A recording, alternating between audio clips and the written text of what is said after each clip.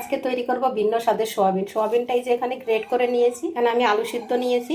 এবার স্বাদ মতো নুন, লঙ্কার গুঁড়ো, হলুদ গুঁড়ো, এবার সোয়াবিনটা আমি মেখে নেব। এখানে আমি তেল বসিয়েছি, তেল গরম হয়ে গেছে। এবার এই সোয়াবিনটা আমার মাখাও হয়ে গেছে, বড়ার আকার করে এবার আমি তেলে ভেজে নেব। আজকে নিরামিষ, তাই আমি এখানে পেঁয়াজ রসুন কিছুই দেইনি, নাহলে একটু পেঁয়াজ কুচিয়ে দিলে ভালো লাগতো আরও। বড়াটা ভেজে তুলে নিয়েছি। এখানে তেল রয়েছে, ফোড়ন দিচ্ছি শুকনো লঙ্কা, তেজপাতা আর জিরে।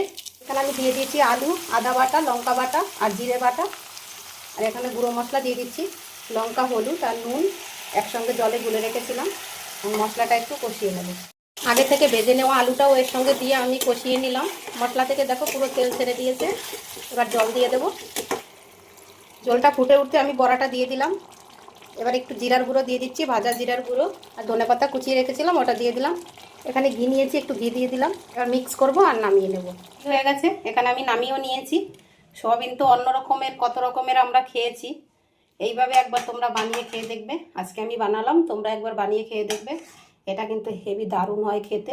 নিরামিষ সোয়াবিন তৈরি হয়ে গেল।